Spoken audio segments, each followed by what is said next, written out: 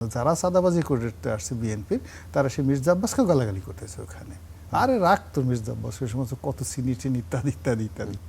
আমি যদি আসি একেবারে ধরে তোমাকে আশ্রাবো ধরে, এবং 1 ঘন্টা সময় দিলাম, তুমি যদি চাঁদাবাজি আবার করতে চাও, তোমার কোন কোন বাবা আছে তাদেরকে ডাকো, যেরকম এমপি সাহেব বলছে আসবে, এসে তোমাকে আশ্রাবে। যারা সেটা বলছে বিএনপি লোকজন সেটা করে বলছে, আমি তো এতক্ষণ বিএনপি লোকের কথা বললাম, আওয়ামী লীগের লোকের কথা বলি নাই। আপনি কোথায় আছেন? যেটা মির্জা আব্বাস নিজে পাবলিকলি বলেছেন।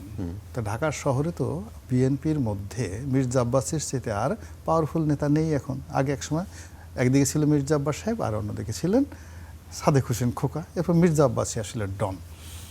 তো মির্জা আব্বাস সেই যে শেখ হাসিনার পতনের পর একটা অফিসে অনেক গ্রুপ মানে গিয়ে সেই, তাও আবার কি নয়াপল্টনের সিটি হার্ট অফিসে গিয়ে চাঁদাবাজি করতেছে বিএনপির লোক, আমি এটা মোকামুখি দিতে হবে টাকা ইত্যাদি ইত্যাদি। তো মালিক সে বলতেছে যে আমার সাথে তো মির্জা আব্বাসের ভালো সম্পর্ক। তো বলছে রাখ তো মির্জা আব্বাস, কোন মির্জা আব্বাস, লাগা তো মির্জা আব্বাসকে। তো সেই লোক তো ভীষণ এখন অপমানিত। তো সেই লোক টেলিফোন করে মির্জা আব্বাসকে ঠিকই ফোন করেছে, আব্বাস সাহেব ওই পাবে টেলিফোন ধরেছেন, ধরে এখন উনি যতই বলতেছেন যে আমি মির্জা আব্বাস বলতেছি ইত্যাদি, কিন্তু যারা চাঁদাবাজি করতে আসছে বিএনপির তারা সেই মির্জা আব্বাসকে গালাগালি করতেছে ওখানে। আরে রাখ তোর মির্জা আব্বাস, ওই সমস্ত কত চিনি টিনি ইত্যাদি ইত্যাদি ইত্যাদি বলে। যে কথা শোনার পর আমার এমন হয়ে গেছে, পরে আমি আমার বাসা থেকে এই 50-60টা পোলাপান তাড়াতাড়ি ওদেরকে হুন্ডা নিয়ে পাঠাচ্ছি যে দেখতো কারা।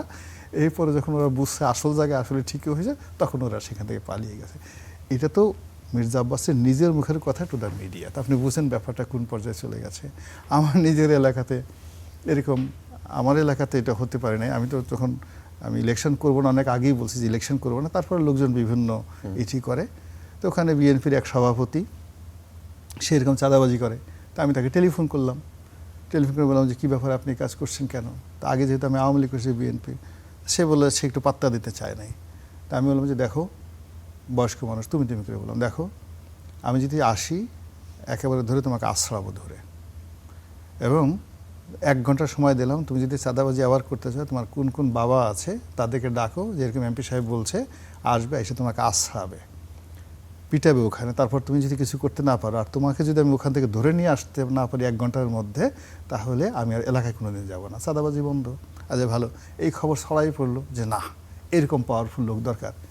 এখন আমাদের পার্শ্ববর্তী এলাকা সেটা হলো এই যে এখন যে মোশাররফ সাহেব হয়েছে, সংসদ সদস্য হয়েছে, সেই এলাকার। তো সেখানে এরকম রাঙ্গাবালিতে বিরাট চাঁদাবাজি হচ্ছে। তা আমি ফোন করলাম, ওই লোক আসছে, ভাই আপনি রক্ষা করেন। আমি বললাম এটা তো আমার এলাকা না। কই ভাই আপনি ছাড়া পারবেন না। তা আমি চাঁদাবাজদের ফোন করলাম।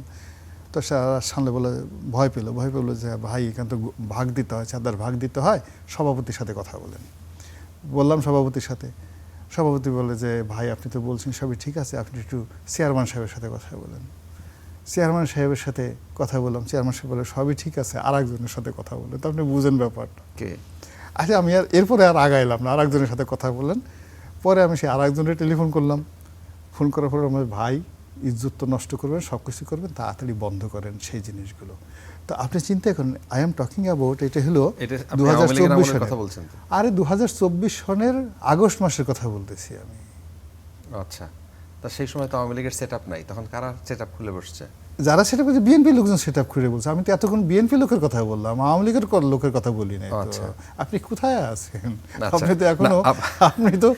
তো এখনো এআই জগতে আছেন, আর্টিফিশিয়াল ইন্টেলিজেন্স।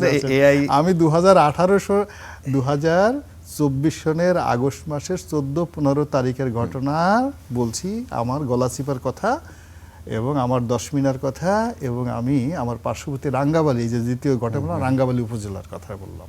আচ্ছা, তার মানে সবাই আপনি আসলে ভালো বক্তা, তো এই কারণে পার পায় যান আর কি, অনেক কিছুতে ম্যানেজ করে ফেলেন তাৎক্ষণিক আর কি। না আমাকে ম্যানেজ করার বিষয়টা না, মূল ব্যাপার হয়েছে যে আমি যে কথাগুলো বললাম এটা বক্তা দেওয়া হয় না। You must have some leadership quality. এই যে আমি যে কথা, এটা তো আমি এখানে তো আপনার সাথে মস্করা করছি না, আমি নাটকও করছি না। আমি যে কথাগুলো বললাম যে আমি একটা ইউনিয়ন বিএনপির সভাপতিকে গিয়ে টেলিফোন করে আমি এই কথাগুলো বললাম।